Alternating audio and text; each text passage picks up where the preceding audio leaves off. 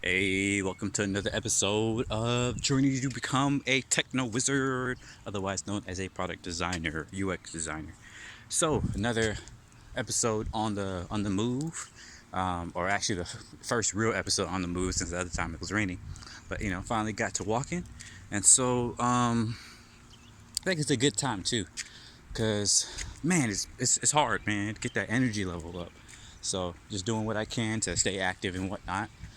But while my kind of energy kind of catches up to my productivity, or rather, my productivity catches up to my energy that I'm trying to do with these activities, I guess I'm gonna spend this episode kind of just talking about things I want to build, and as a UX designer, as a product designer, and why this stuff really interests me.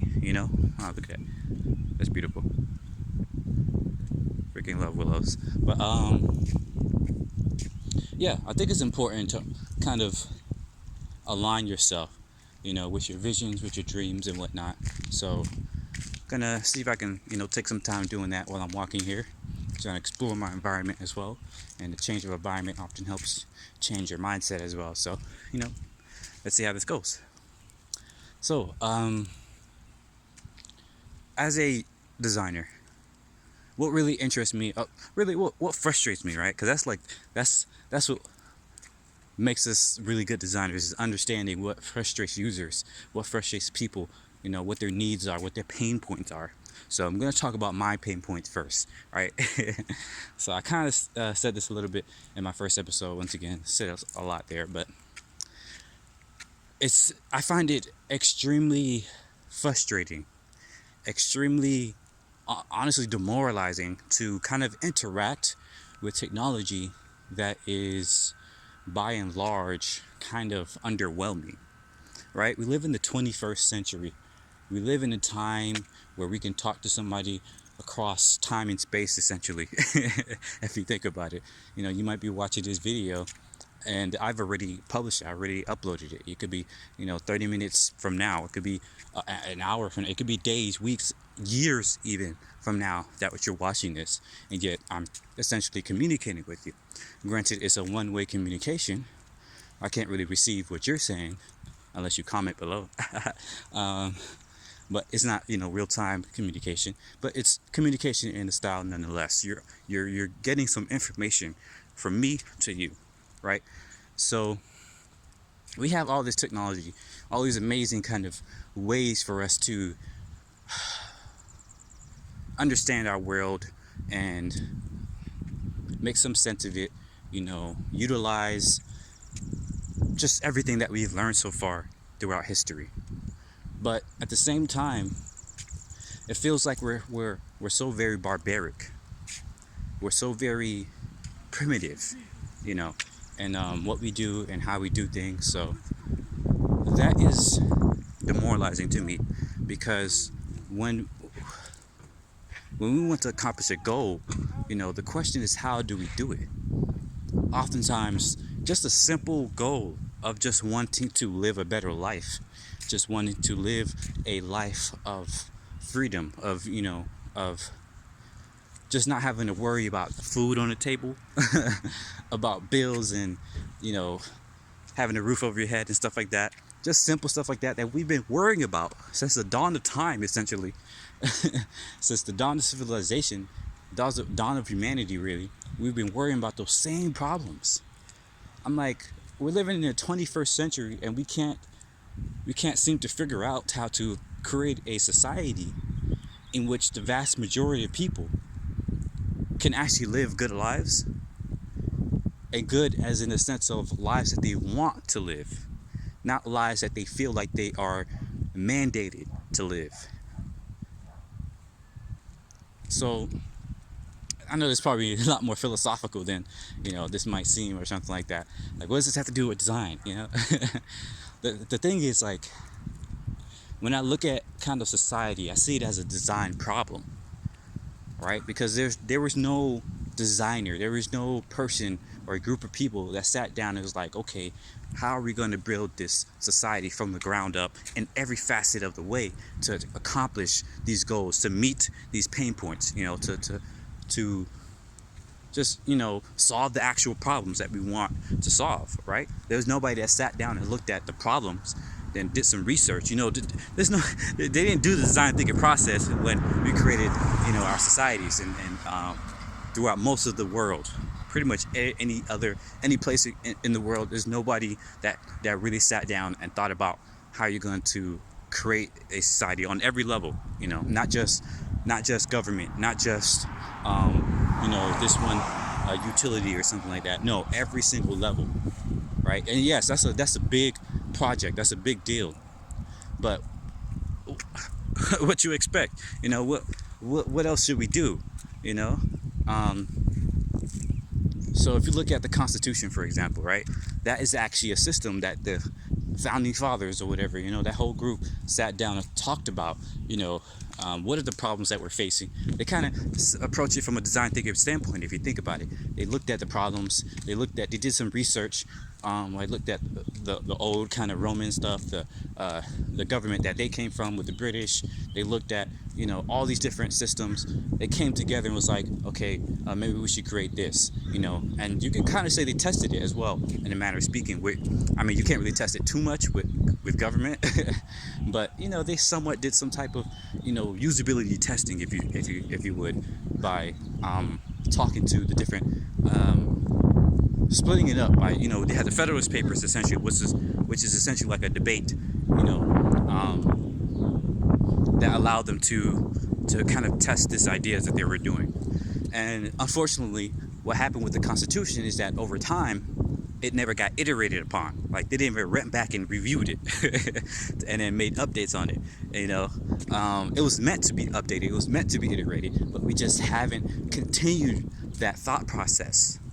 And that has created this current system where our Constitution kind of doesn't really make too much sense in the current ways that we live our lives, right? Like the right to bear arms. We can't even really think about how to iterate on that concept because they're too busy saying, "Oh, I got my right. I got my right to bear. I can have my guns, my AK-47s and stuff like that." But they never really thought, like, if you look at the Constitution, if you look at the time that it was created in, when they said the right to bear arms, they didn't think that meant every single citizen would have access to a hand cannon, would have access to a piece of weaponry that can murder dozens, if not hundreds, of other people. They were thinking about it from the perspective of the technology they had, which were like rifles, which were what's the term? Bayonets or whatever. You had a little. A knife on the end of it, not a knife, but a blade on the end of it. You had to stuff it in there. It was hard to kill one person at a time, and the main purpose of that was to create a militia, because they came from the perspective of their government was they were overruling their government. That's why the U.S. is here. They were rebelling from the government, and they were creating the Second Amendment, or the second whatever, the right to bear arms, so that the people, the citizens, can band together and form a militia against the government. That is essentially the mindset behind that. So when we look at it today, we have to think about not just, what are our rights? What does the Constitution say? No, we need to think about it from the perspective of what problems are we solving?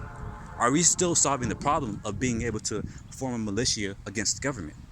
Because I'm gonna tell it to you now. No matter AK-47s is gonna stop the military from, barging in and from destroying your home if they really want to. Unfortunately, we've created a system now where the government has a monopoly on violence. That's a good and bad thing. I'm not gonna get into all that now. Wait But Why has a wonderful, wonderful, amazing, series of articles on that whole concept, of how, all this got created. But that's the kind of mindset I'm thinking about when I'm thinking about design thinking, when I'm thinking about what interests me in design. Because from a very young age, I was obsessed with hover cars, right? I was obsessed with flying vehicles, with the idea of being able to get into, a little vehicle and just go wherever you wanted to go. Don't worry about traffic, don't worry about gas, none of that crap. And the problem I was trying to solve there was just the inability to get anywhere where I want to be. My family had I basically grew up in poverty, right? Not like on the streets poverty, but below the poverty line. or we were struggling, didn't always have food in the house, and this, that, and the other, So I had to go to school. I went to school on the opposite side of town. I was in the IB program. It was like the best thing we could really do in our county in terms of schooling. So I went there, and the only schools that offered it were on the opposite side of town, right? So my parents would have problems in terms of getting to school sometimes, or getting home from school. They tried their best, as much as they could, but it was hard, and you always had car problems where things would break down and whatnot. You get stuck in traffic, you're late for school, or I couldn't do after school activities because they couldn't afford the gas to get there. I would have to take the bus, blah blah blah blah blah, right? And that's the problem I was solving with those hover car, is the hover car idea, you know. But when we look around in society, we I wonder how many things that we have, how many of our products, how many of our technologies are really meant to solve the important problems, the biggest pain points in our lives, right? Because growing up poor, you're really faced with the big problems. You're really faced with the idea of scarcity in terms of food, scarcity in terms of housing, scarcity in terms of transportation, and so you're always thinking about the big problems, the big pain points. So when I think about design, I'm thinking about, okay, you know, or rather, when I'm thinking about humanity in general, or just living in this current society, I'm thinking about what will it take for us to solve the biggest problems in our lives? What are these biggest problems? What are the pain points that your average user of society, faces, and how can we solve that? So yeah, that's what really drives me to kind of get more into design, in terms of being able to craft something from the bottom up, being able to talk to people to understand, their pain points, and being able to iterate on the solutions constantly, over and over and over again, till you have a better and better and better solution. I just think there's not enough of that going around. So we look around, we look at our housing, and you can see that now with the freaking pandemic. Like, our systems are so fragile. They were so It's a miracle that we're still here, to be honest with you. But we are. So thankful for that. But unfortunately, this is going to be a very, very long tail of set of problems that's going to come from this. Millions of people lost their jobs just like that. They're going to have this stimulus package and whatnot, and that will help. But it's a Band-Aid. It's not solving the underlying problem of our society. So that's what kind of drives me to be a designer. That's what drives me to constantly kind of get up, even when I'm, just drained. Is that there needs to be more people thinking about these problems on this level, I think. And I hope to be one of those people. So, and it's good. I'm glad I talked about this, I didn't know what I was going to talk about. I almost never do when I start these things, but, it's good that I did, because I feel more aligned, with my own goals, my own ambitions and stuff like that. I have like a whole, sheet of what my ambitions are and what I want to accomplish and stuff like that. But being able to talk this out kind of helped me to further align with that. So thanks for listening. I hope it helped you too. Probably want to talk about further on in this process, the solutions, kind of going through the design thinking process from a societal, from a civilization, standpoint. So I think that would be interesting too. But yeah, thanks again, and have a great day. Bye-bye.